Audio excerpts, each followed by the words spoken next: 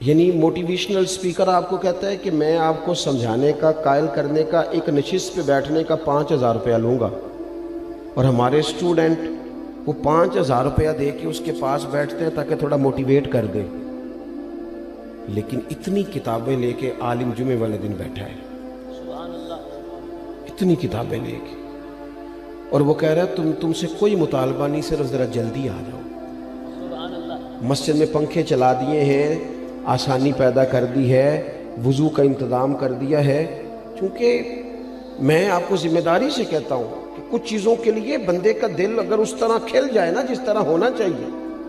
میرے اسلاف فرمایا کرتے تھے خیرات لینی ہو تو صرف پیالہ تو سیدھا کر لے بندہ، اگر پیالہ ہی سیدھا نہیں ہے، ہمارا وہ مزاج نہیں، معذرت کے ساتھ مذہب کے معاملات میں بات سننے کا، پڑھنے کا، غور کرنے کا، اگر وہ مزاج ہو ایک منٹ کے لیے کہیں اور نہ جانا پڑے، کائنات کی ہر نعمت ہمیں دروازہ رسول سے ملے۔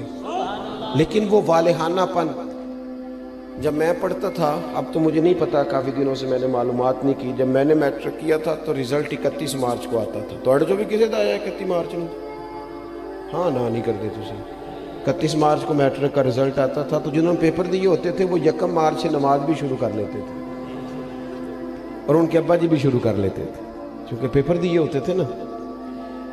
تو والد کو جس دن پتہ چلتا تھا نا کہ تیرا بیٹا میٹرک کر گیا ہے، تو جس رشتہ دار کو اس نے کبھی فون نہیں نہ کرنا ہوتا تھا، وہ خوش اتنا ہوتا تھا، ابا اتنا خوش ہوتا تھا کہ وہ فون کر کے کہتا پاجی مبارک ہوئے تہاڈا بھتیجا 10 پاس کر گیا۔ یہ خوشی تھی، خوشی سنبھالی۔ بعض اوقات جب صحیح معنوں میں خوشی ہو تو پھر وہ سنبھالی۔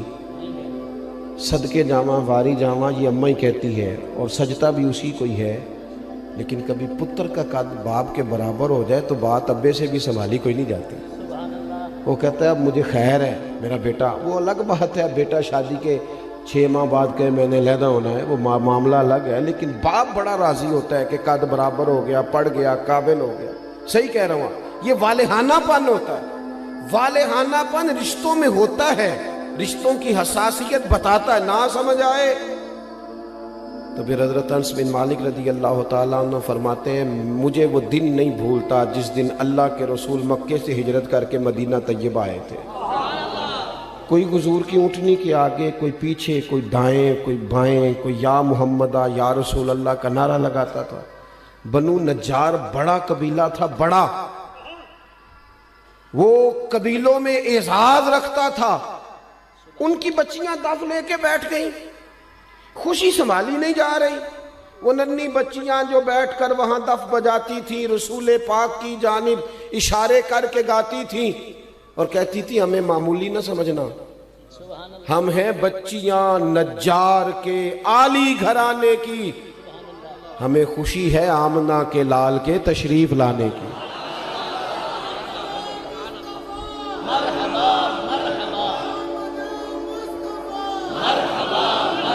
تھوڑا سا نا اس میں والہانہ پن پیدا کریں، بس والہانہ پن، کسی ایک چیز کو بھی میلاد میں رسم نہ بنائیں۔ ساڑی مسیح تے محفل نہ ہوئی تے بندے کی آکھن گے، یہ بات چھوڑ دیں، بندے نے آکھن لی محفل کرانی، یہ تو رب رسول کی رضا والا کام ہے، اور اس میں سے رسومات اور قیود بھی نکال دیں۔ اتنی مہنگی محفل کر دیا ہے، غریب آدمی ہاتھ ہی نہیں ڈال سکتا محفل کو، اتنی مہنگی، اتنے موٹے خرچے آنے والوں کے۔ جو یہاں آپ کے علاقے میں نعت پڑھتا ہے وہ بھی نبی پاک کی پڑھتا ہے۔ تھوڑا سا نا چیزوں، میں نے اس دفعہ پچھلے سال دوستوں سے کہا تھا کہ جڑا تسی شاپنا چ لنگر دیندے ہو نا، انہوں بھی پیر صاحب تے مولوی صاحب تے خطیب صاحب لنگر شریف ہی آندے نے، انشاءاللہ کھا لیں گے بھی، سب کا لنگر ایک جیسا پکایا کرو۔ بہت سارے غریب گھروں میں سارا سال نہیں گوشت پکتا، اگر زیادہ بوٹیاں ڈال کے میلاد شریف پہ بٹھا کے طریقے سے کھلاؤ گے نا کھانا، تو ہو سکتا ہے ماڑے بندے کے بچے اپنے باپ سے پوچھیں کہ ابا جی سان تے کدی انج نہیں لبا، یہ اج کی ہے، اس بھی رو کے آکھنا پتر رج کے کھاؤ، اج نہیں کوئی تانوں ڈکدا، اج میرے نبی پاک دا میلاد شریف۔ لیکن اس میں جذبات لے کے آئیں، احساسات لے کے آئیں، اس کا بھی وہ والا ماحول نہ بنائیں جن نے 2 لاکھ دیتا ہو مہمان خصوصی، سٹیج دی زینت بس کریں۔ حضور کی محفل میلاد کا مہمان خصوصی وہ ہے جو آ کے فجر کی اذان دیتا ہے، جو مسجد میں جھاڑو دیتا ہے، جو رسول اللہ کے دین کی نوکری کرتا ہے، نہ سمجھ آئے تو بخاری شریف سے اس خاتون کا واقعہ نکال کے دیکھو جو میرے نبی پاک کی مسجد میں جھاڑو دیتی تھی۔ صحابہ نے حضور کو تکلیف دینا پسند نہ کیا اور جنازہ پڑھ کے دفن کر دیا تو حضور قبر پہ آ کے کھڑے ہو گئے، اور ساری دنیا گنبد خضرا پہ، اور حضور کسی کی قبر پہ آ جائے۔ نبی کریم آ گئے قبر پہ کیونکہ یہ مسجد میں جھاڑو دیتی ہے، حضور قبر پہ کھڑے ہو گئے۔ ویسے تو دوسرا جنازہ جائز نہیں، لیکن وارثوں نے نہ پڑھا ہو تو پھر جائز ہوتا ہے، اور حضور تو خود وارث ہے نا ساری امت کے۔ تو نبی پاک نے قبر پہ کھڑے ہو کے فرمایا بناؤ صفے، میں دوبارہ جنازہ پڑھاؤں گا۔ تھوڑا سا نا حقیقتوں کا سفر کریں۔ بڑی ہو گئی رسمی باتیں، بڑا کچھ ہو گیا، اب تھوڑا سا نا ہمیں اپنے مزاج میں دیکھو۔ حضور نے کہا تھا کسی صحابی سے کہ میرے ناک سے یا میرے منہ سے بلغم نکلے تو چہرے پہ مال لینا۔ ادب اور محبت اور والہانہ پن ہو تو انداز بھی آ ہی جاتے ہیں، انداز آ جاتے ہیں۔ حضور نے کہا تھا کسی سے کہ میرے وضو سے جسم سے جو پانی لگ کے گزرے تم چہروں پہ ملنا، کہا تھا۔ بلکہ آپ صحیح مسلم شریف دیکھیں، حضرت ابو ایوب انصاری رضی اللہ تعالیٰ عنہ فرماتے ہیں نبی کریم علیہ السلام میرے گھر کو حضور نے رونق بخشی، میرے غریب خانے پہ آئے تو میرے گھر کی 2 منزلیں تھیں، نیچے میں رہتا تھا، اوپر کئی دفعہ بچے ہوتے تھے یا خالی ہوتا تھا۔ جب محبوب تشریف لے آئے تو میں نے عرض کی حضور جو آپ پسند کریں، تو فرمایا میں نیچے رہتا ہوں، لوگوں نے آنے جانا ہے، لوگوں کو آسانی ہوگی۔ حضرت ابو ایوب انصاری کہتے ہیں بچے لے کے چھت پہ چلا گیا، لیٹ گیا۔ رات کو میں اٹھا، اچانک آنکھ کھلی، چھت پہ چل رہا تھا تو میرے دل میں خیال آیا کہ ابو ایوب کہیں ایسا نہ ہو کہ جہاں تیرے پیر ہیں وہاں نیچے حضور آرام فرما ہو۔ خیال آیا، یعنی اگر حضور اس کو بطور ادب ان کے سامنے بیان کرتے تو محبوب فرماتے ادب یہ ہے کہ میں اوپر رہتا ہوں تو نیچے رہے، لیکن نبی پاک صلی اللہ تعالی علیہ وآلہ وسلم نے ایک اور انداز، صحابہ نے ایک اور انداز ہمیں حضور کی غلامی کا سکھایا کہ یہ حضور نے کہا نہیں۔ حضرت ابو ایوب کہتے ہیں مجھے وہ خیال آیا تو میں ایک کونے میں ساری رات کھڑا رہا، اور وہاں میں نے ساری رات بیٹھ کے گزار دی۔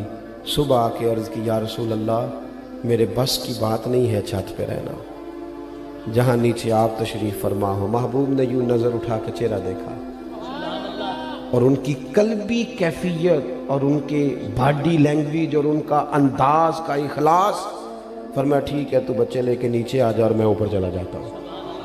یہ صحابہ نے نا ہمیں حضور کے ساتھ والہانہ پن، ایک تو محبت کا والہانہ پن، ادب کا والہانہ پن، اور تیسری بات، اور اسی کے قریب جا کے میں نے بات سمیٹ دینی ہے،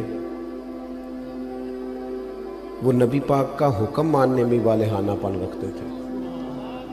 آج کل کسی دوست سے کہیں نا نماز پڑھو، وہ کہنا تسی دعا کرو میرے لیے، میں نماز پڑھا کرا، تو میں کہنا بینک تنخواہ آ جائے کدی نہیں کسی دعا کرائی کہ دعا کر دیو میرا تنخواہ لین جانو دل نہیں کرتا پیا، کرائی کبھی یہ ہنسنے کی باتیں نہیں ہے، اللہ معاف کرے۔ مسجد میں کیوں ہنسنا جی ہم نے؟ او بھائی کبھی دعا کرائی ہے کہ فلانے بندے سے پیسے لینے ہیں، وہ کہہ رہا ہے کہ پیسے لے جا کہ میرا جانے کو دل نہیں کرائی ہے دعا کبھی؟ بولو نا، دل کرتا جانے کو، مسجد آنے کو کیوں نہیں کرتا؟ عجیب بات ہے نا کہ میری جی سویرے آنکھ نہیں کھلتی، میں دیکھتا ہوں نا جس کی صبح 4 بجے باہر کی فلائٹ ہو اس کی آنکھ کھلتی ہے کہ نہیں کھلتی۔ کس طرح کا مذاق ہم کرتے ہیں اپنے آپ کے ساتھ، اور ہر آدمی کا حکم مقدم ہے میرے تیرے لیے، اور جو نبی پاک نے حکم دیا ہے میں کسی غیر سے جا کے کہوں کہ چہرے پہ داڑھی رکھ، نبی پاک کی سنت ہے نا، تو حضور کے غلام سے کہنا ہے نا، اور حضور کا غلام کہہ رہا ہے میں ابھی نیک نہیں، میں کیسے رکھ لوں؟ یہ کس حدیث میں لکھا ہے کہ جو پورا نیک ہو وہ داڑھی رکھے گا؟ حلال حرام کے مسئلوں میں جو امت آج تک احتیاط نہ کرے، ہم پاک رسول کے ماننے والے ہیں۔ نبی پاک نے اپنے مقدس قدموں کی برکت سے اس امت کو پاکیزگی عطا فرمائی ہے، کیسے لقمہ حرام ہمارے منہ میں جا سکتا ہے؟ کس طرح بھلا؟ طبیعت کیسے گوارا کرتی؟ مجھے بتاؤ نا، آپ سے سوال پوچھتا ہوں، آپ کی توجہ ہے میری بات پر؟ گوشت پکا ہوا ہو نا بڑا بہترین بکرے کا اور مسالہ بھی مرضی کا ہو، بندہ 2-3 لقمے کھا لے اور مزہ بڑا آیا، تو پھر ایک بندے نے کہہ دیا کہ یہ نا صدقے کا ہے، آپ کے منہ میں اس کا ذائقہ بدل جاتا ہے۔ صحیح کہہ رہا ہوں؟ جس طرح آپ کے منہ میں، اور اگر کسی نے کہہ دیا یہ تو مردار ہے، ذبح ہی نہیں کیا گیا تھا، تو ہو سکتا ہے الٹی بھی آ جائے، کہہ کر دے کہ یار یہ ٹھیک نہیں۔ تو میرے بھائی، جس طرح اس پر کہہ آتی ہے نا ایک لقمے پر کہ یہ حرام ہے، اس طرح تیرے پاس جب 50 لاکھ حرام کا آئے اس پر بھی کہہ آنی چاہیے، اس پر بھی تجھے الٹی آئے، تجھے گھن آئے۔ حضور نے اس طرح تزکیہ کیا، یتلو علیکم آیاتنا ویزکیکم، اس طرح تزکیہ کیا تھا کہ ان کے قریب کوئی شے ناجائز آ سکتی نہیں، سوال ہی پیدا نہیں ہوتا، ذہن سازی ہو گئی تھی۔ آج اور پھر آپ کو ایک بات اور عرض کروں، نبی کریم صلی اللہ تعالی علیہ وسلم نے چاند کے 2 ٹکڑے کیے، ڈوبا ہوا سورج موڑا، پتھروں درختوں نے حضور کا کلمہ پڑھا، لیکن یہ ساری شانیں حضور کی بعد میں معروف ہوئی ہیں۔ نبی پاک کی جو بات سب سے پہلے لوگوں کے پاس آئی تھی وہ تو صادق اور امین ہونا ہے۔ ہاں میٹھا کھانا بھی سنت ہے، لیکن سچ بولنا سب سے بڑی سنت ہے۔ مسواک کرنا بھی سنت ہے، لیکن دل صاف رکھنا سب سے بڑی سنت ہے۔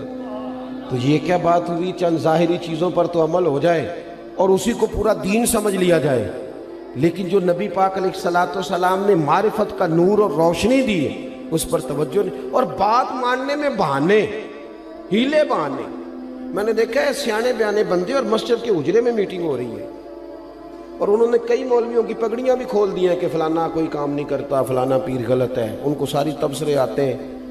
نماز کا ٹائم آتا ہے تو ان میں سے بہت سارے لوگوں کو کام یاد آ جاتا ہے، کئی کہتے ہیں میں نے وہاں جا کے پڑھنی ہے۔ یہ کیا صرف لفظوں کا ہیر پھیر ہے؟ صرف ہم نے وہ، میں جاتا ہوں نا، اب تو خیر مشکل ہو گیا ہے زیادہ جانا، ادارے کی مصروفیت بڑھتی جا رہی ہے دن بدن، لیکن میں دیکھتا ہوں کہ 21ویں محفل ہے جی ہماری، بانی محفل بتاتا ہے آپ نماز پڑھتے ہیں کہ نہیں، دعا کرو۔